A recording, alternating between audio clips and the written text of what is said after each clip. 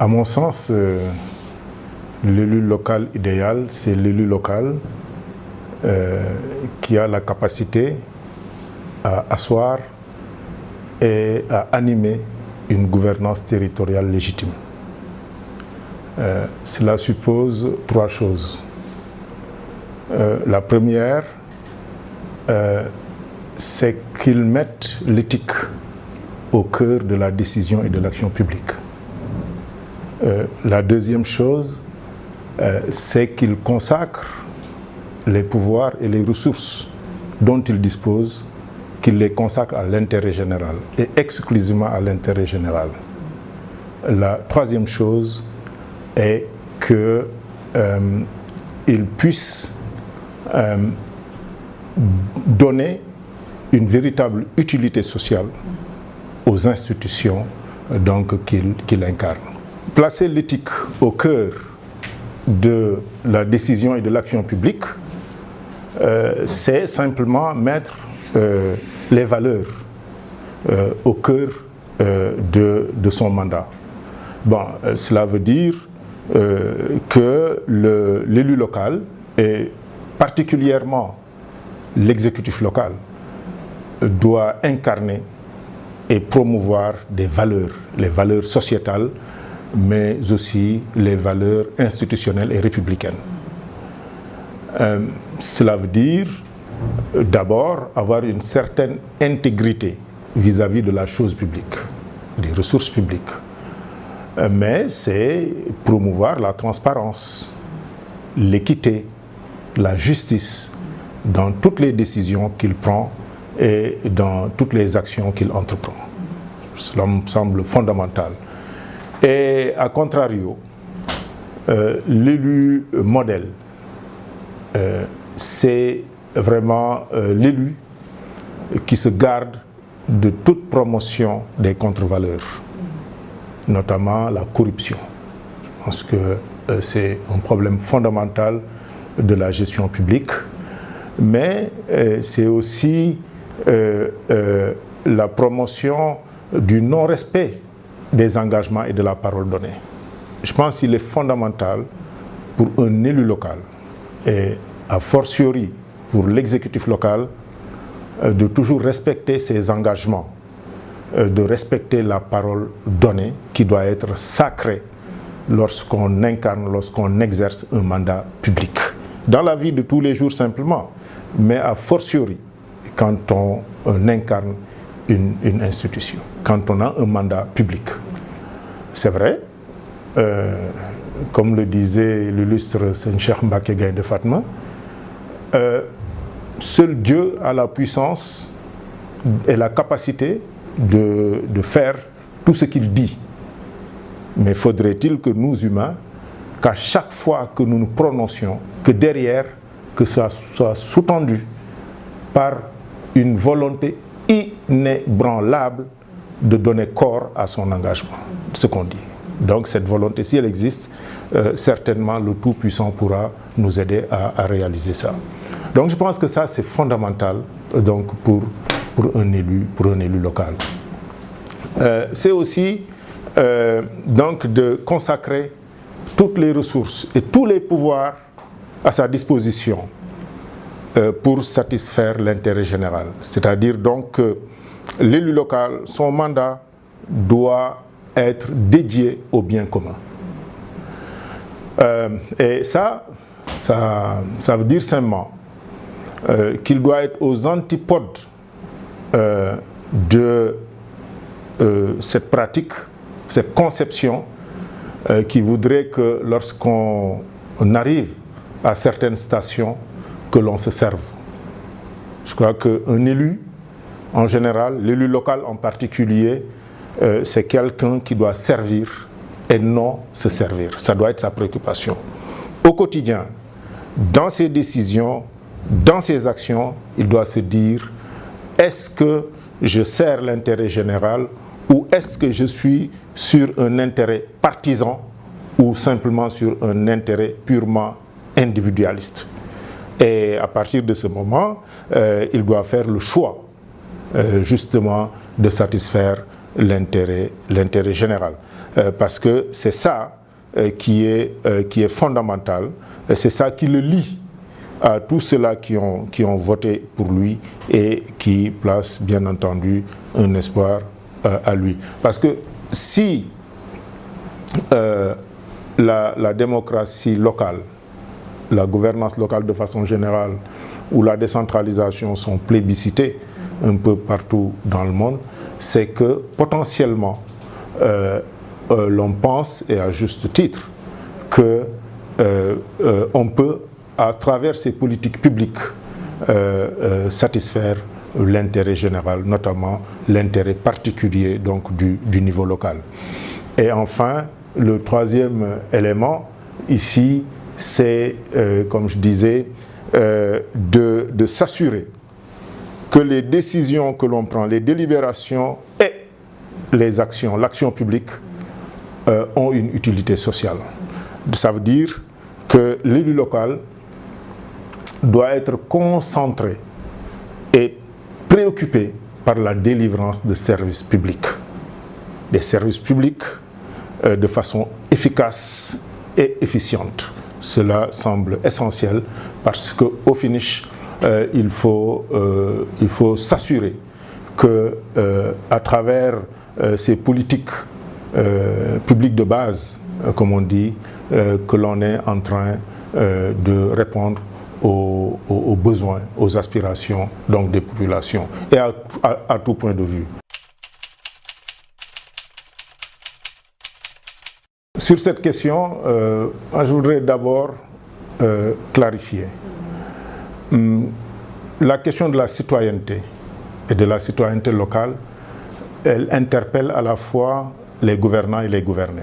Je pense que le clivage, il est plus dans le niveau de responsabilité au niveau de la commune que dans l'incarnation de la citoyenneté. Donc, ce n'est pas parce qu'on est gouvernant que de ce seul fait, on est imbu de citoyenneté. Donc la citoyenneté, c'est une quête. C'est une quête, c'est une incarnation de tous les jours, à la fois pour les gouvernants et les gouvernés. Et donc, cela fait que tout ce que j'ai dit par ailleurs pour l'élu local, il est valable aussi pour ce qu'on pourrait appeler les gouvernés, les administrés, donc pour le citoyen, comme on a l'habitude de dire. Donc tout cela est vrai, parce que dans le fond, moi je conçois la citoyenneté comme simplement la connaissance que l'on a de ses devoirs, de ses obligations vis-à-vis de la communauté, avec la conscience de les traduire au quotidien dans les paroles que l'on sort et dans les actes que l'on pose. Je pense que de façon générale, c'est ça, c'est comme ça que je définirais la citoyenneté. C'est pour renchérir sur le fait que c'est valable à la fois pour les gouvernants et les gouvernés, et que donc c'est simplement une valeur de citoyenneté. Cela dit, l'administré qui, c'est vrai, a des responsabilités vis-à-vis de son territoire, celui-là, il doit, à mon sens, travailler d'abord dans le sens d'avoir une posture, d'avoir des prises de parole, d'avoir des actions au quotidien qui vont dans le sens d'assurer la stabilité et la prospérité au sein du territoire. Qu'il soit conscient que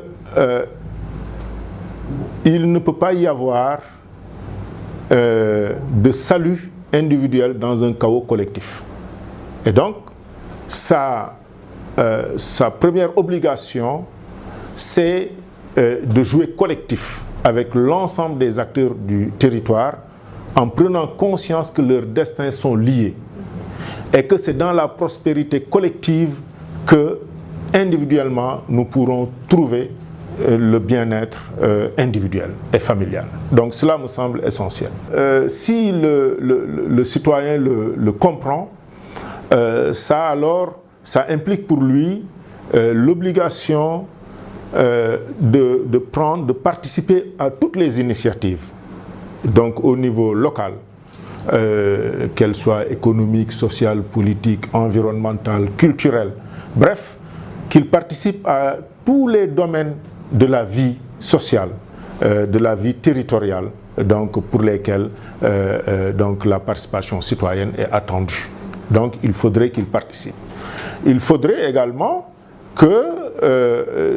qu'il soit lui-même entrepreneur d'initiatives, qu'il prenne des initiatives individuelles, même des initiatives collectives, donc qui vont dans le sens toujours de conforter, de consolider la gouvernance au niveau du territoire et donc de booster le développement territorial. Voilà, de façon générale, à mon avis, ce que pourrait être à la fois un élu, à mon sens, exemplaire et donc un gouverné, un administré exemplaire. Sachant que tous doivent faire montre d'une certaine exemplarité, chacun à son niveau. Parce que, encore une fois, entre l'élu et l'administré, entre le gouvernant et le gouverné, les responsabilités diffèrent non pas par leur nature, mais simplement par leur degré. Ils ont tous les mêmes responsabilités vis-à-vis du territoire, mais chacun au niveau où il se situe. La recommandation, à mon avis, première, c'est de ramener les choses au niveau où elles se jouent. Nous sommes dans le processus de préparation donc, des élections locales. Ce qui se joue, c'est la gouvernance locale, c'est la gouvernance territoriale. Or, il semble qu'aujourd'hui, on parle de tout, sauf des enjeux locaux. On parle de tout, sauf de la gouvernance territoriale, de la décentralisation, etc. Si vous voyez bien, on n'est plus sur des questions électorales et même électoralistes. On se positionne dans des listes, dans des coalitions et tout le débat tourne autour de ça. Ce qu'on aurait pu comprendre si ces positionnements étaient articulés à une réflexion sur les politiques publiques de base, si c'était articulé à des programmes de développement des territoires. Mais bon, c'est malheureusement pas le cas. Et c'est pour ça il est fondamental que l'on redonne aux élections leur dimension véritablement locale, véritablement territoriale. Et ça, c'est un enjeu fondamental dans la mesure où ce qui a plombé jusque-là la décentralisation, le développement territorial, peut-être dans nos pays, c'est que l'on se sert plus du local comme tremplin pour assouvir des ambitions à d'autres échelles, soit au niveau national, etc. Et ça, ce n'est pas le niveau, ce n'est pas le rôle et la fonction qu'il faut donner au local. Le local, encore une fois, c'est le lieu, c'est le niveau stratégique de refondation de l'État, c'est le niveau stratégique du développement de l'État dans son entièreté. Donc il me semble essentiel que cette dimension soit réintégrée et réappropriée par tous les acteurs. C'est une gouvernance territoriale, c'est une élection locale, parlons des enjeux locaux et libérons le local de la prise d'otage dont il est victime par le niveau national. Qu'on sache que quand on va à des élections, ce qui est fondamental et ce qui fait la gouvernance locale, c'est que ce qui doit guider les choix des populations, des électeurs, ce ne doit pas être des considérations partisanes ou des intérêts particuliers. Ce qui doit guider le choix des élus, une fois qu'on est convaincu de leur intégrité, de leur exemplarité, c'est leur vision pour le territoire, c'est leur engagement pour le territoire et surtout pour leur capacité donc à mettre en œuvre, à matérialiser cette vision-là. Et ça, cette capacité, on peut la préjuger par rapport à leur trajectoire, à leur expérience de gestion, etc.